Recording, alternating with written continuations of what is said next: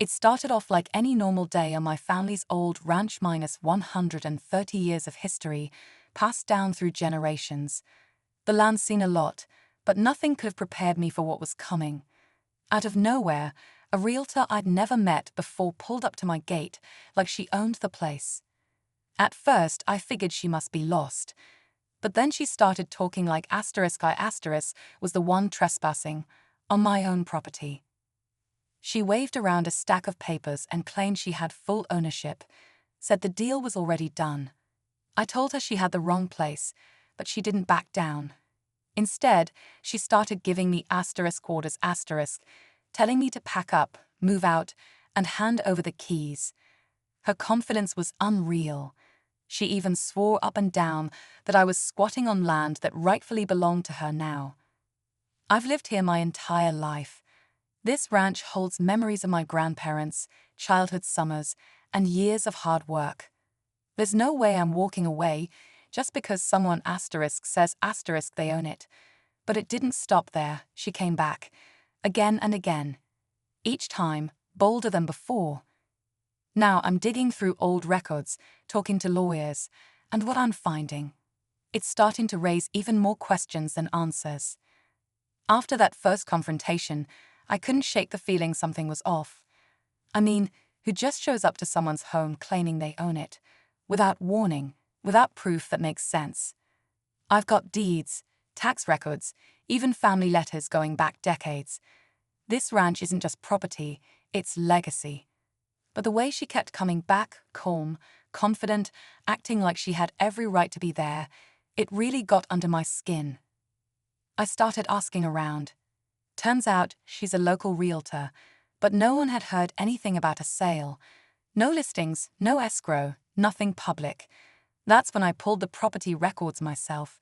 Sure enough, my name was still on them. But here's the strange part. Just last month, someone had requested a title transfer. No official change went through, but the request was sitting there, flagged and incomplete. That's not something I ever did. And then there's the paperwork she kept flashing at me, half redacted, full of typos, like it was whipped up in a rush. She even claimed she had a buyer lined up and said I was holding up a legal sale. How is that possible if I never agreed to sell? Each time she shows up, she acts more entitled, almost like she knows something I don't. And I'm starting to wonder, maybe she does. I started keeping notes every time she came by, dates, what she said, even how she acted. It was like she was building a case, slowly but surely, trying to make me look like the one breaking the law. Then one day, I caught her walking the property line with a clipboard, snapping photos like she was prepping for an open house. I confronted her again, and she just smiled and said, "You'll be out of here soon enough." That chilled me more than I cared to admit. I decided to call the county office, hoping to clear things up. But the clerk hesitated when I gave my parcel number. "There's been activity," she said, before passing me off to a supervisor. That's when I learned someone had submitted a quitclaim deed. It wasn't approved, but it was enough to raise questions. I never signed anything like that, and now I'm starting to wonder if someone's trying to pull off a fraudulent sale. At the same time, strange things have been happening. Gates left open, tools moved around, and one night I swear someone was out by the barn. I've lived here too long to believe in coincidences. And this realtor, she always seems to show up right after something odd happens. Now my biggest fear isn't just losing the ranch. It's what I might uncover if I keep digging.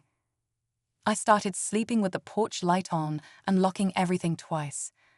I wasn't just dealing with a paperwork mess anymore. This was starting to feel personal. Every time I thought it couldn't get weirder, it did. One morning I found survey flags staked into the ground along the western fence line. Not mine. I hadn't ordered a survey. When I asked the neighbors if they'd seen anything, one of them mentioned a black SUV pulling in late at night a few days earlier. No plates, no lights, just sitting there. Meanwhile, the realtor kept pushing. She left another stack of papers in my mailbox, this time with a deadline. "Vacate within 14 days," it read. No court order, no official stamp, just a letterhead and a signature that didn't even match hers. I brought it to my lawyer, and he raised his eyebrows. "This looks like a scare tactic," he said, "but whoever's behind it is trying hard to make it real." I could feel the walls closing in. The tension around here was thick. Friends started backing away, unsure of what was really going on. Rumors were spreading. Some folks were saying I'd sold the place and refused to leave. Others thought I was losing it. But I know what's real, and I'm about to find out who's really behind all of this. Just when I thought things couldn't spiral any further, I got a call from the bank. Not my usual branch. This was a department I'd never dealt with before. They asked if I was finalizing the loan on the recently purchased rural property. My heart sank. I hadn't applied for any loan, and I definitely hadn't bought any property. I told them there had to be a mistake, and they paused. "Well, someone using your name and social security number is trying to close," the rep said. That's when it hit me. This wasn't just about stealing land. Someone was trying to take my entire identity. The fake paperwork, the pressure to leave, the quitclaim deed, it all started to make a sick kind of sense.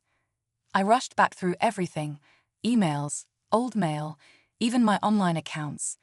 That's when I noticed a login I didn't recognize. Someone had been in my cloud storage.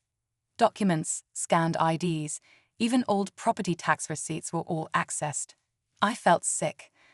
And just days later, a new sign appeared at the front gate. "Private property, future site of Ridgeview Estates." A development company I'd never heard of. I called the number listed. Guess who answered? Her. Same voice. Calm as ever. "We're just moving forward," she said. "It's nothing personal." But now it was personal, and I wasn't backing down. I knew I was running out of time.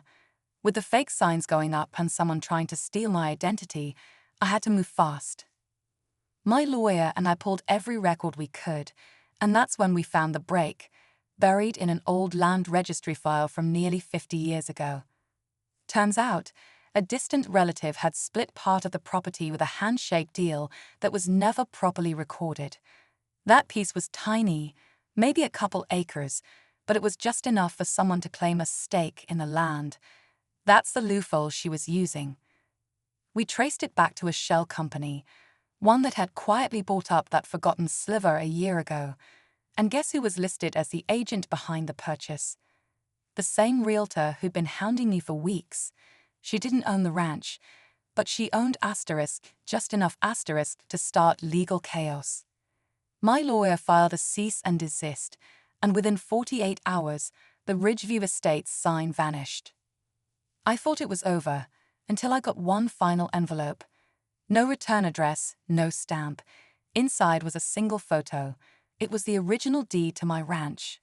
But it had been burned, just the edges, like someone wanted to send a message. No note, just that scorched paper. And now I'm watching my back all over again. After getting that burned deed, I knew I had to take extra steps. I installed cameras, changed passwords, and locked down every bit of personal and property info. I also got the sheriff involved, and with all the evidence, fake documents, the shell company connection, the identity theft attempt, they finally opened a full investigation. Turns out, she had done this sort of thing before, just never pushed it this far. Her license is now under review, and the development company quietly dissolved within weeks. I'm still here on the ranch. The land's quiet again, but I don't see it the same way anymore. What was once just home has become something I had to fight for. I've learned that even when something feels solid, like your name on a deed, it can be shaken if the wrong person knows where to press. But I also learned how far I'm willing to go to protect my family's history. So, if you've got land, a home, something passed down, check your records. Don't assume it's safe just because it's been yours forever. People will try anything when there's profit to be made. As for me, I'm not going anywhere. This 130-year-old ranch isn't for sale. Not now, not ever.